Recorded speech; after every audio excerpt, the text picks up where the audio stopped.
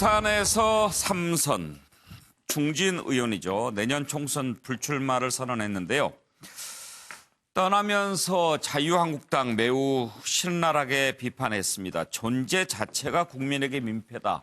아주 가혹하게 평가를 했는데요. 심지어 자유한국당은 생명력을 잃은 좀비와 같다라고까지 말했습니다. 해체해야 한다, 새 집을 짓자 이런 얘기를 했는데 본인 떠나면서 그러기 위해서는 황교안 대표, 나경원 원내대표 같이 물러납시다. 상당히 폭탄성 발언을 했습니다.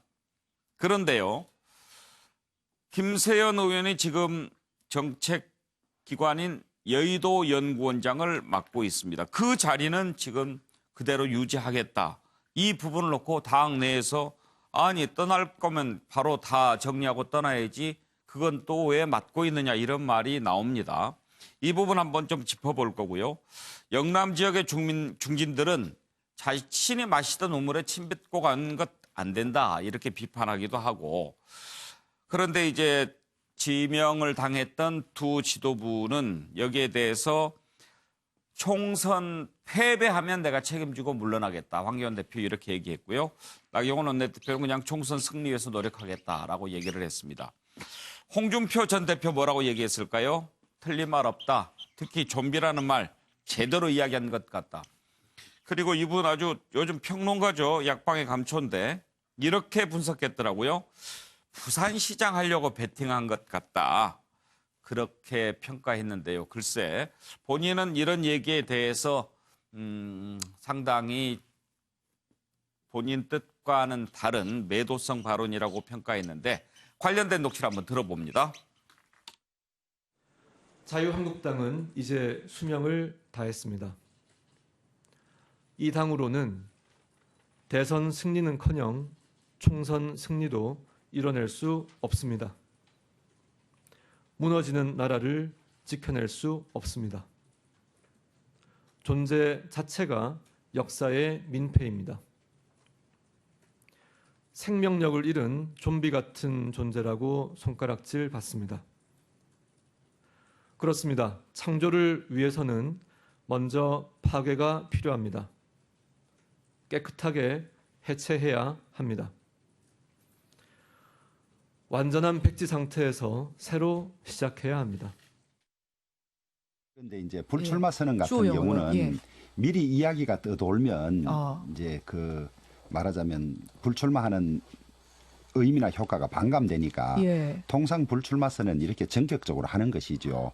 그렇지만은 할 만한 사람이 했다. 이러면 덜 할 텐데 정치를 더 오래 할 사람이고 또 평가도 아주 괜찮은 사람이 저는 충분히 더 이어질 거라고 봅니다. 이 정치에 대한 회의라든지 그다음에 자기를 던져서 새로운 무엇을 만들려고 하는 사람들의 이런 불출마 선언이 저는 이어질 것이라고. 개인적으로 정말 안타까운 일이죠. 당으로서도 큰 손실이고 제 개인적인 생각으로는 당에 큰 살신성인 하셨습니다. 자유한국당 백지에서부터 다시 재구성하라. 이게 국민의 뜻이니까 자기 물러날 테니까 황교안 대표 그리고 나경원 원내대표도 거취를 결정하라. 이렇게 얘기를 했거든요. 뭐 저희 아직 뭐 지역구 이미 내놓은 상태지만 더 험지로 가라면 더 험지로 가고 중진들 다 물러나라면 깨끗하게 받아들여야 되겠구나 그런 생각을 했습니다. 하여튼 뭐 김세연 박정현 평가부터 좀 들어볼 텐데 김세연 의원도 상당히 젊지요. 저기도 이제 50이 아직 안 된 49. 72년생이니까. 저도 사실 어제 김세연 의원 불출마 선언을 보면서 밤새 고민을 많이 했습니다. 저는 그 16대 국회에 김세연 의원 아버님하고 정치를 했거든요.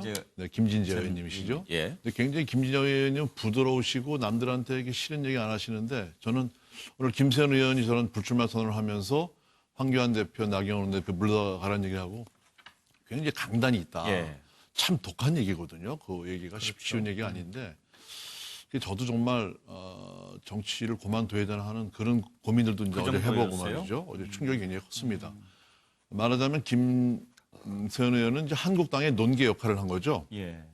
좀비를 안고 강물에 뛰어든 좀비라는 것이 사망 선고를 받았는데 계속 먹을 걸 찾아다니는 귀신 아닙니까? 귀신.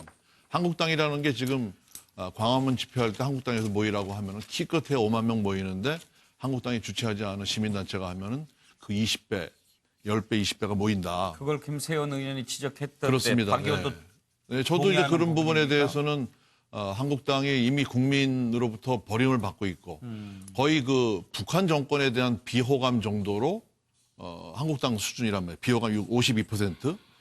그래서 저는 그걸 보면서 한국당의 어떤 중진들이 저를 포함해서 탄핵에 책임이 있었고 국민들의 지금 이 문재인 정권의 어떤 폭정이라든가 이거에 대한 돌파구를 대안을 제시해 줘야 되는 한국당에서 정말 정치를 한참 하고 쓸만한 이런 김세현 의원이 저런 선언을 피토하면서 갔는데 예. 또 일부에서는 뭐 자기가 먹던 온물에 침을 뱉느냐 또 이런 얘기 나오거든요. 그런 부분에서 아까 그 임종석 실장이 얘기했던 저 민주당에서의 그 아름다운 퇴장 또 한국당에서 김세현 의원도 어찌 보면 용기 있는 퇴장인데 그런 것들이 분위기가 좀 다른 것들 이게 저는 참 안타깝습니다.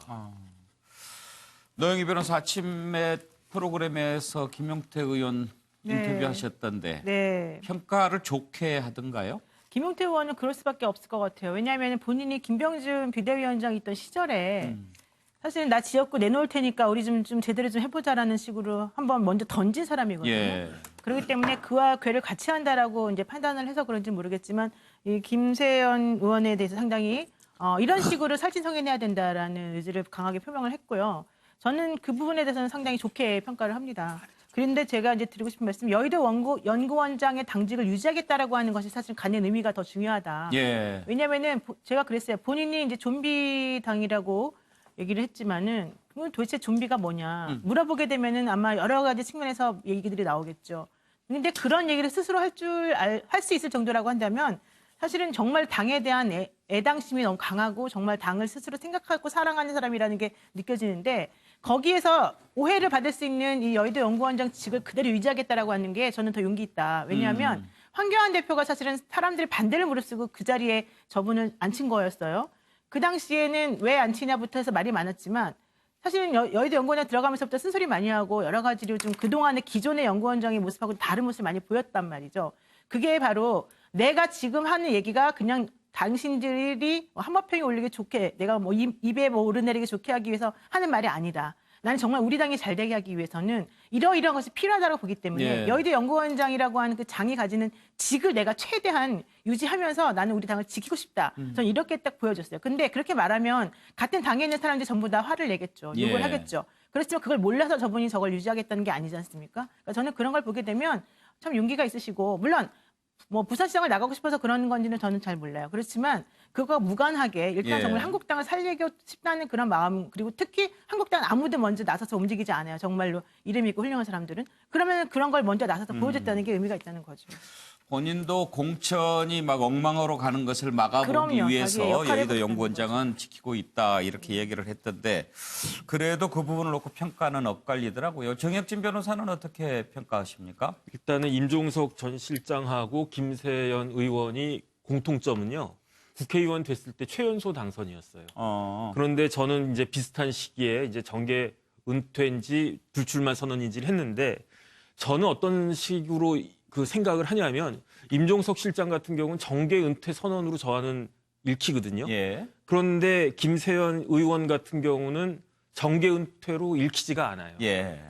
그다음에 사실은 오늘 이렇게 그 이야기한 게 자유한국당과 자유한국당의 지도부에 대한 비판은 저도 동의하고 다 맞는 말인 것 같은데 저게 과연 김세연 의원이 현직 여의도 연구원장의 자리에서 할 수 있는 말인가? 자기는 그러면 거기에 대해서 아무런 책임이 없는가? 저는 그게 아니라고 보여지거든요. 적어도 그러면 여의도 연구원장 물러나고 뭐 이것저것 다 물러난 다음에 그런 다음에 내가 이제 불출마 선언을 갖다 하겠다. 아니면 아예 내가 이렇게 부족하니까 나야말로 이제 정계 은퇴하고 원래 본업인 사업으로 돌아가겠다. 이렇게 이야기를 했으면 아 신선하다. 저 중진 의원이 이제 좀 있으면 4선 의원도 되고 계속될 사람이 그런 생각이 들었을 텐데 제가 받는 느낌은 박지원 의원이 말씀하신 거랑 비슷하거든요.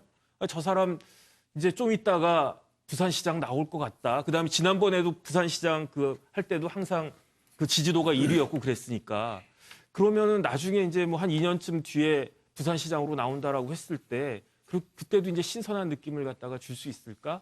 그런 생각이 들어서 예. 사람이 똑같은 말이라도 할 자리가 있고 좀 자제해야 될 자리가 있는 거 아닌가? 저는 그런 생각이 사실 좀 들어요. 그런데 본업이라고 그랬는데 김세연 의원 본업을 사업이라고 봐야 될까요? 일단은 그 집의 가업이죠, 가업.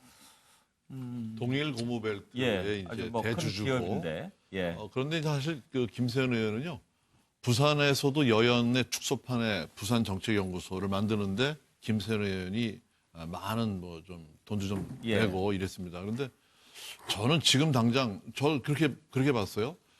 임종석 실장이 정치를 안 하겠다고 생각하는 선언한 것과 남경필 전 경기지사가 정치 안 하겠다 선언한 예, 것, 예.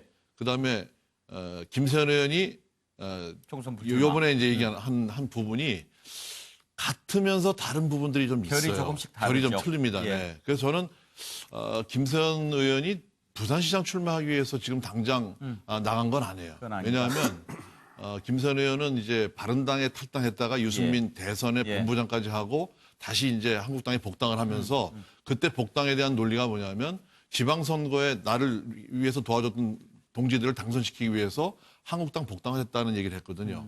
그래서 저는 지금 당장에 대해서는 저는 아까 이제 우리 정 변호사님 말씀하신 대로 말씀의 어떤 방향은 맞지만 결국 당에 대해서 어떤 데미지를 주는 부분에 대한 그런 부분에 저도 동감을 합니다. 그렇지만 그런 진정성에 대해서는 저는 일단 좀 받아줘야 될 거 아닌가. 예.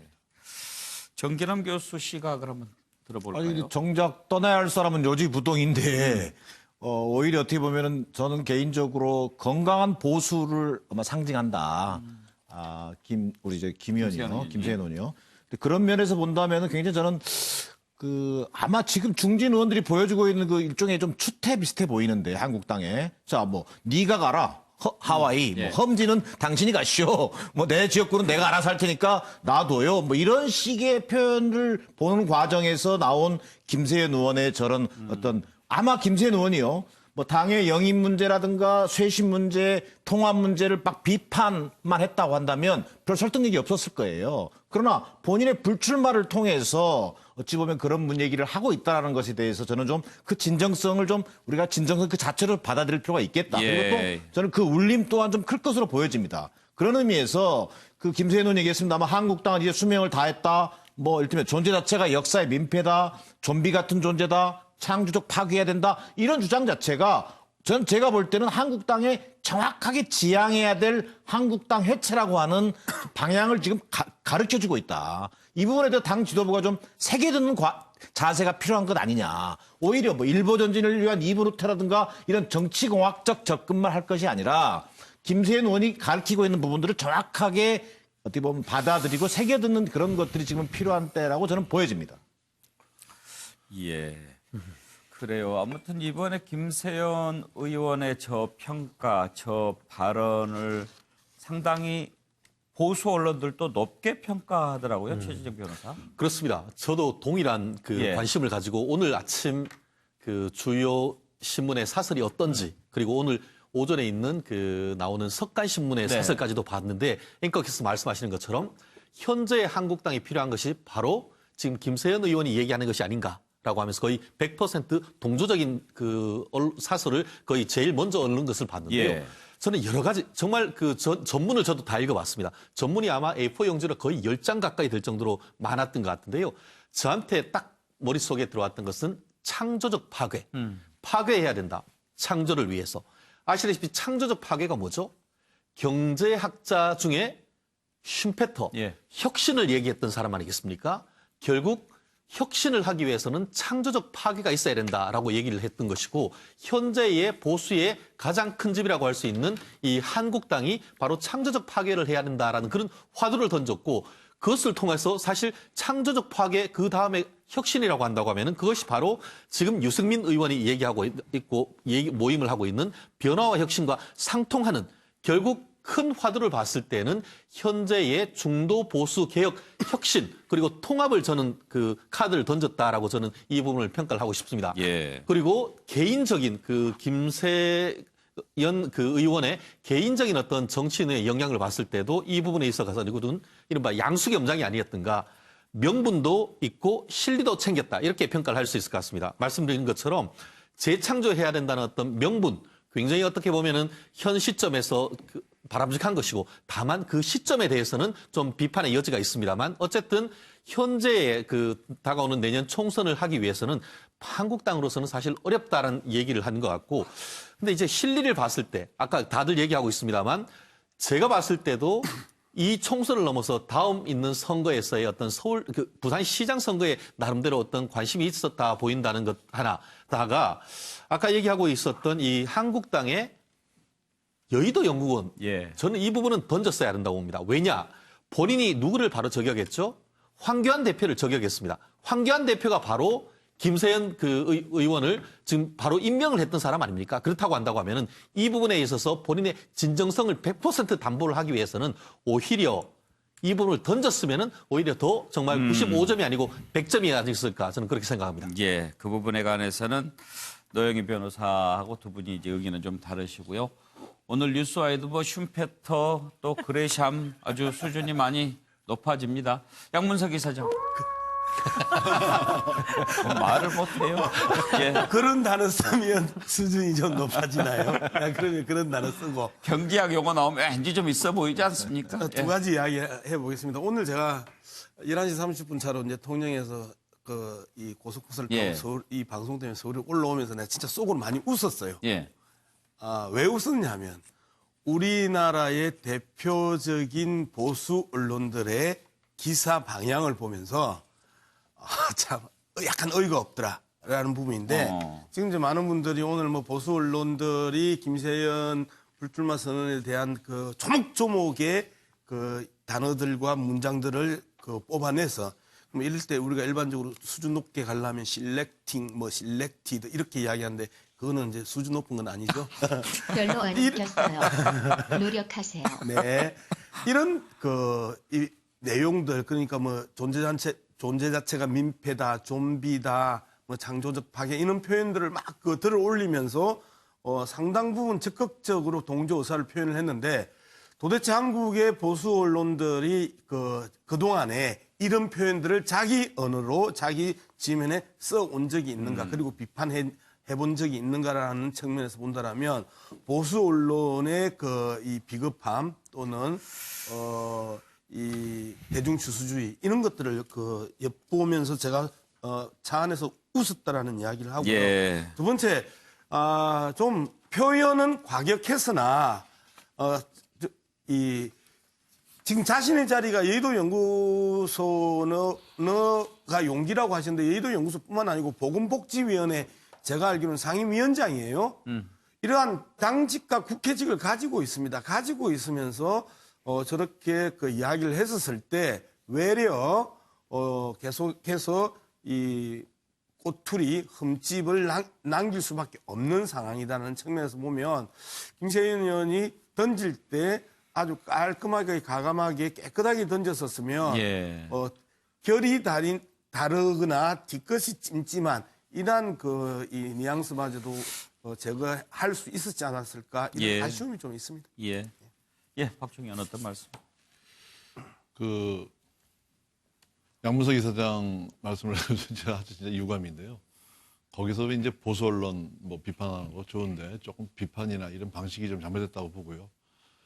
정계 은퇴는 누구든지 보면 작전상 후퇴라고 그럽니다. 왜냐하면 정계 은퇴의 원조가 92년도 김대중 전 대통령 아닙니까? 이 4당 체제에서 YS, DJ 후보 단일화 못해서 이제 패배했던 이제 그 부분에 대해서 이제 대선 패배한 이후에 정계 은퇴를 하고 영국에 갔다가 97년도에 다시 출마했기 때문에 이제 원조가 거기인데 좋게 보면 우리가 좋게 볼 수 있는 거고 나쁘게 보면 나쁘게 볼 수 있는 겁니다. 임종석 전 실장 같은 경우에도 남북통일경제문화연구원인가 이걸 만들었더라고요. 그래서 제가 보면은 이런 이번 선거에 불출마라는 것도 어떤 준비가 좀 있었는 거 아닌가 이런 생각이 좀 들고요. 김세연 의원 같은 경우에도 지금 여의도 연구원장직을 유지하겠다. 국회 보건복지위원장도 거취를 표명하지 않았다. 이거는 이제 앞으로 벌어질 일들입니다. 그거에 대해서 어떻게 정리할지는 우리가 좋게 보면 좋게 볼 수 있는 거죠. 그래요.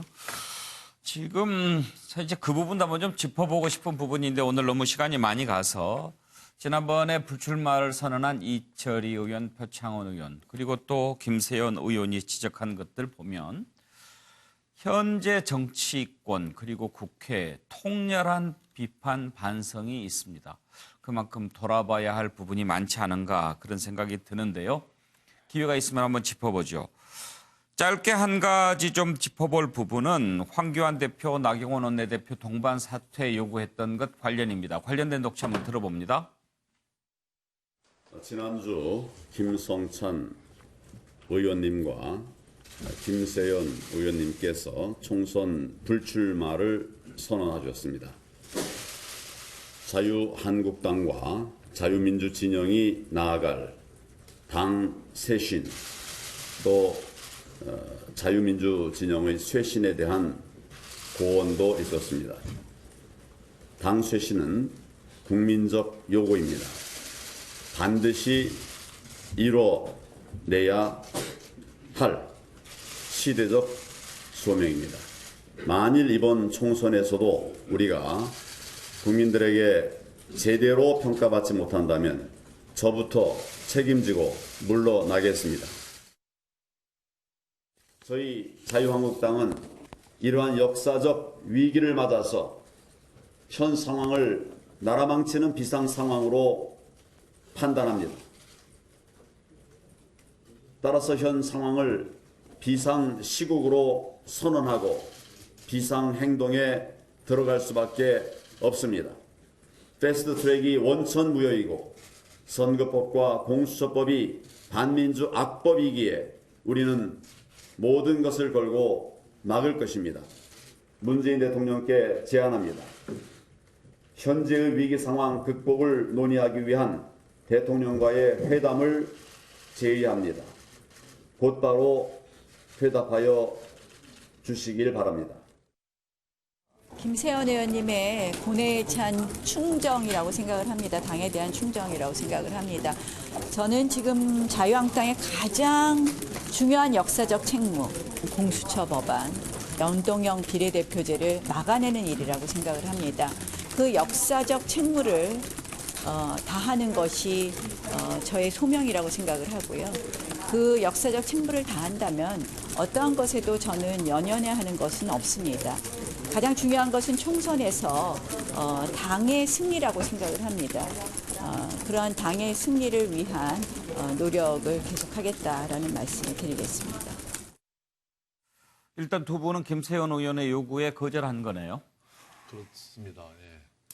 예. 황교안 대표 말씀을 보면서 이제 총선 패배하면 물러나겠다 말씀하셨는데 총선 패배하면 당연히 물러나야 됩니다. 그렇죠. 예. 그리고 지금 보수 진영의 많은 분들이 과연 이제 황교안 대표와 나경원 원내대표 체제가 이게 지금 전국을 풀어갈 수 있는 능력이라든가 식견이라든가 이게 있는 것이냐 많이 의심들을 하고 있거든요. 예. 그런 부분에서 김세연 의원의 어제 이 정계 총선 불출마 이 요구에 대한 화답은 아니에요. 제가 말씀을 들어보면 굉장히 김세연 의원으로서는 여러 가지 얘기를 했는데 예. 그 반응이 좀 너무 밋밋하고 그냥 모범생 그냥 답안지 그냥 뭐 한 70점, 60점, 70점 정도 답안지를 일으키는 것 같아서 참 답답한데요.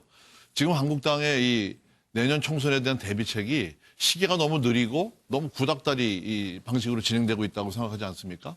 그래서 이런 정면에는 저는 어떤 뭐 비상시국이다 이런 거에 대해서는 공감을 하고 있습니다만 예. 뭔가 한국당의 쇄신책이 지금 빨리 좀 나와줘야 되는데 전혀 그게 없고 중진의 용태도 없으니까 답답하다 하는 말씀을 드립니다. 예. 상당히 비장한 각오로 비판한 것에 비하면 답변은 조금 그에 못 미친 느낌이긴 합니다. 양문석 이사장. 예. 자유한국당 의원이 그렇게 이야기했더라고요. 밥 먹으면 배부르고. 예.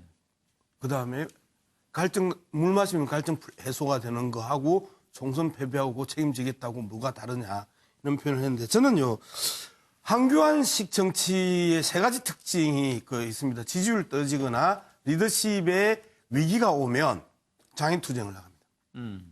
그다음에 지지율이 떨어지면 보수 통합 이야기하고 지지율이 높아지면 튕깁니다. 그리고 대통령 단독 회담 이것도 계속해서 한 3번 정도 저 기억에 위기 때마다 힘들 때마다 대통령하고 단독 회담을 요구하면서 그 대정부 투쟁으로 판을 돌려놓으려고 합니다. 황교안 대표의 당내 리더십이 흔들릴 때마다 내부의 갈등을 문재인 대통령으로 총구를 돌리면서 빠져나오려고 하는 이러한 태도에 이미 약발은 다 했다고 저는 봅니다. 예. 이제는 스스로 해결하고 책임지고 결정해야 될 시점에 왔다. 이런 식으로의 정치가 국민들을 식상하게 만들고 있습니다. 국민들은 다 알고 있습니다. 예, 두 분이 이견이 있으신 것 같습니다. 박종희 의원 먼저 말씀하시죠. 네, 먼저 이제 그 여야 단독 회담에 대해서 말씀을 드리면요.